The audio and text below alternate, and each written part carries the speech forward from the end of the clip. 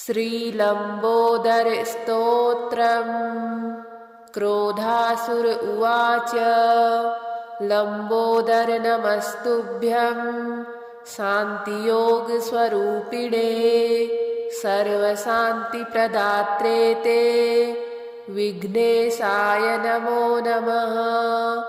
असम्प्रज्ञातरूपेयं शुण्डातेनात्र संशयः सम्प्रज्ञातमयो देहो देहधारिन्नमो नमः। स्वानन्दे योगिभिर्नित्यं दृष्टस्त्वं ब्रह्मनायकः तेन स्वानन्दवासी त्वं नमः संयोगधारिणे। समुत्पन्नं त्वदुदराज जगन्नानाविधं प्रभो ब्रह्म तद्धन्न सन्देहो लम्बोदर नमोऽस्तु ते।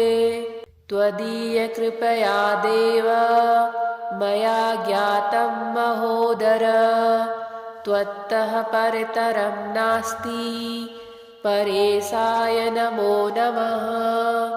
हेरम्बाय नमस्तुभ्यं विघ्नहर्त्रे कृपालवे आदिमध्यान्तहीनाय तन्मयाय नमो नमः। सिद्धिबुद्धिविहारज्ञ सिद्धिबुद्धिपते नमः। सिद्धिबुद्धिप्रदात्रे ते वक्रतुण्डाय वै नमः। सर्वात्मकाय सर्वादि पूज्याय ते नमो नमः। सर्वपूज्याय वै तुभ्यं भक्तसंरक्षकाय च। अतः प्रसीद विघ्नेश दासोऽहं ते गजानन। लम्बोदराय नित्यं नमो नमस्ते महात्मने। स्वत उत्थान परत उत्थाने ब्रह्म धारयन् तवोदरात् समुत्पन्नं तं किं स्तौमि परात्परम्। इति स्तुत्वा महादैत्यः प्रणमाम गजाननं।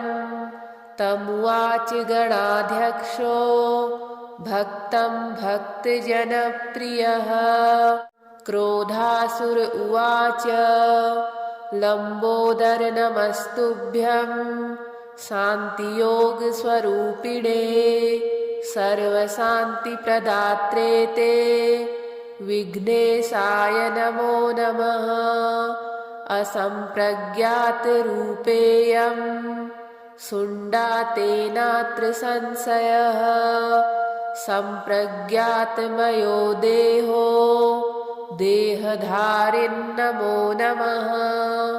स्वानन्दे योगिभिर्नित्यं दृष्टस्त्वं ब्रह्मनायकः तेन स्वानन्दवासी त्वं नमः संयोगधारिणे।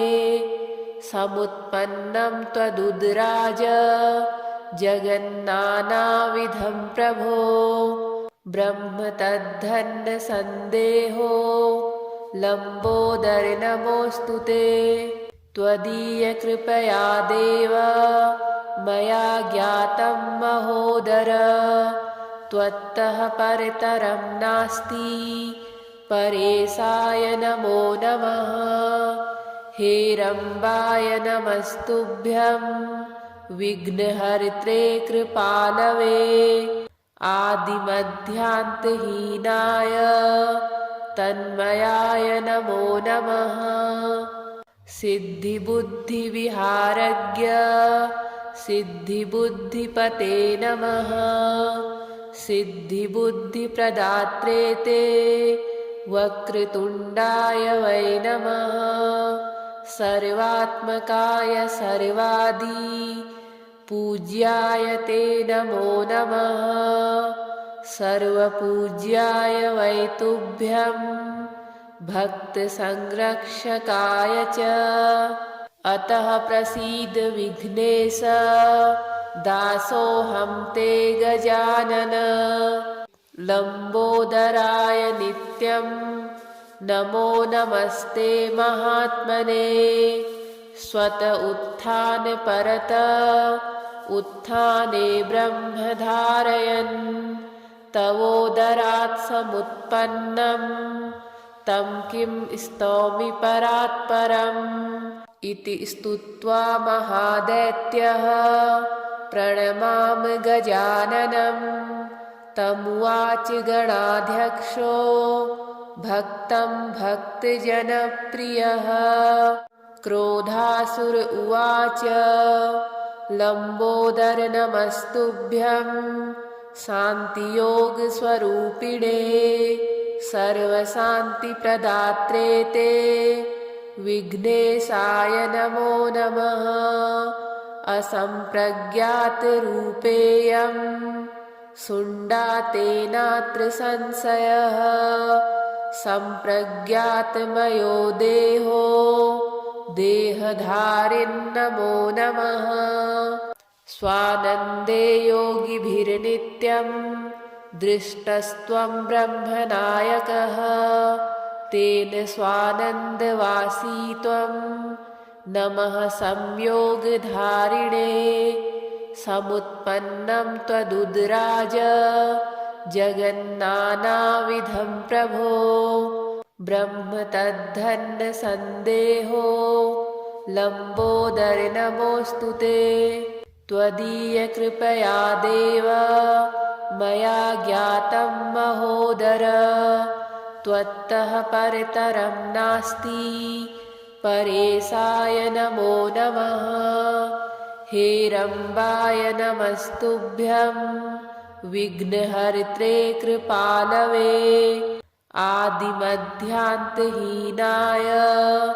तन्मयाय नमो नमः सिद्धिबुद्धिविहारज्ञ सिद्धिबुद्धिपते नमः सिद्धिबुद्धिप्रदात्रे ते वक्रतुण्डाय वै नमः सर्वात्मकाय सर्वादि पूज्याय ते नमो नमः सर्वपूज्याय वै तुभ्यं भक्तसंरक्षकाय च अतः प्रसीद विघ्नेश दासोऽहं ते गजानन लम्बोदराय नित्यं नमो नमस्ते महात्मने स्वत उत्थान परत उत्थाने ब्रह्मधारयन् तवोदरात् समुत्पन्नं तं किं स्तौमि परात्परम् इति स्तुत्वा महादैत्यः प्रणमाम गजाननं तमुवाच गणाध्यक्षो भक्तं भक्तजनप्रियः क्रोधासुर उवाच लम्बोदर नमस्तुभ्यं शान्तियोगस्वरूपिणे सर्वशान्तिप्रदात्रे ते विघ्नेशाय नमो नमः असम्प्रज्ञातरूपेयं शुण्डातेनात्र संशयः सम्प्रज्ञातमयो देहो देहधारिन्नमो नमः स्वानन्दे योगिभिर्नित्यं दृष्टस्त्वं ब्रह्मनायकः तेन स्वानन्दवासी त्वं नमः संयोगधारिणे समुत्पन्नं त्वदुदराज जगन्नानाविधं प्रभो ब्रह्म तद्धन्न सन्देहो लम्बोदर नमोऽस्तु ते त्वदीयकृपया देव मया ज्ञातं महोदर त्वत्तः परतरं नास्ति परेशाय नमो नमः हेरम्बाय नमस्तुभ्यं विघ्नहर्त्रे कृपालवे आदिमध्यान्तहीनाय तन्मयाय नमो नमः। सिद्धिबुद्धिविहारज्ञ सिद्धिबुद्धिपते नमः। सिद्धिबुद्धिप्रदात्रे ते वक्रतुण्डाय वै नमः। सर्वात्मकाय सर्वादि पूज्याय ते नमो नमः। सर्वपूज्याय वै तुभ्यं भक्तसंरक्षकाय च। अतः प्रसीद विघ्नेश दासोऽहं ते गजानन। लम्बोदराय नित्यं नमो नमस्ते महात्मने। स्वत उत्थान परत उत्थाने ब्रह्म धारयन् तवोदरात् समुत्पन्नं तं किं स्तौमि परात्परम्। इति स्तुत्वा महादैत्यः प्रणमाम गजाननं। तमुवाच गणाध्यक्षो भक्तं भक्तजनप्रियः। क्रोधासुर उवाच लम्बोदर नमस्तुभ्यं शान्तियोगस्वरूपिणे। सर्वशान्तिप्रदात्रे ते विघ्नेशाय नमो नमः। असम्प्रज्ञातरूपेयं शुण्डातेनात्र संशयः। सम्प्रज्ञातमयो देहो देहधारिन्नमो नमः। स्वानन्दे योगिभिर्नित्यं दृष्टस्त्वं ब्रह्मनायकः। तेन स्वानन्दवासी त्वं नमः संयोगधारिणे। समुत्पन्नं त्वदुदराज जगन्नानाविधं प्रभो। ब्रह्म तद्धन्न सन्देहो लम्बोदर नमोऽस्तु ते। त्वदीयकृपया देव मया ज्ञातं महोदर। त्वत्तः परतरं नास्ति परेशाय नमो नमः। हेरम्बाय नमस्तुभ्यं विघ्नहर्त्रे कृपालवे। आदिमध्यान्तहीनाय तन्मयाय नमो नमः। सिद्धिबुद्धिविहारज्ञ सिद्धिबुद्धिपते नमः। सिद्धिबुद्धिप्रदात्रे ते वक्रतुण्डाय वै नमः। सर्वात्मकाय सर्वादि पूज्याय ते नमो नमः। सर्वपूज्याय वै तुभ्यं भक्तसंरक्षकाय च। अतः प्रसीद विघ्नेश दासोऽहं ते गजानन। लम्बोदराय नित्यं नमो नमस्ते महात्मने। स्वत उत्थान परत उत्थाने ब्रह्म धारयन् तवोदरात् समुत्पन्नं तं किं स्तौमि परात्परम्। इति स्तुत्वा महादैत्यः प्रणमाम गजाननं। तमुवाच गणाध्यक्षो भक्तं भक्तजनप्रियः। क्रोधासुर उवाच लम्बोदर नमस्तुभ्यं शान्तियोगस्वरूपिणे। सर्वशान्तिप्रदात्रे ते विघ्नेशाय नमो नमः। असम्प्रज्ञातरूपेयं शुण्डातेनात्र संशयः। सम्प्रज्ञातमयो देहो देहधारिन्नमो नमः। स्वानन्दे योगिभिर्नित्यं दृष्टस्त्वं ब्रह्मनायकः। तेन स्वानन्दवासी त्वं नमः संयोगधारिणे। समुत्पन्नं त्वदुदराज जगन्नानाविधं प्रभो ब्रह्म तद्धन्न सन्देहो लम्बोदर नमोऽस्तु ते त्वदीयकृपया देव मया ज्ञातं महोदर त्वत्तः परतरं नास्ति परेशाय नमो नमः हेरम्बाय नमस्तुभ्यं विघ्नहर्त्रे कृपालवे आदिमध्यान्तहीनाय तन्मयाय नमो नमः सिद्धिबुद्धिविहारज्ञ सिद्धिबुद्धिपते नमः सिद्धिबुद्धिप्रदात्रे ते वक्रतुण्डाय वै नमः सर्वात्मकाय सर्वादि पूज्याय ते नमो नमः सर्वपूज्याय वै तुभ्यं भक्तसंरक्षकाय च अतः प्रसीद विघ्नेश दासोऽहं ते गजानन लम्बोदराय नित्यं नमो नमस्ते महात्मने स्वत उत्थान परत उत्थाने ब्रह्म धारयन् तवोदरात् समुत्पन्नं तं किं स्तौमि परात्परम् इति स्तुत्वा महादैत्यः प्रणमाम गजाननं तमुवाच गणाध्यक्षो भक्तं भक्तजनप्रियः क्रोधासुर उवाच लम्बोदर नमस्तुभ्यं शान्तियोगस्वरूपिणे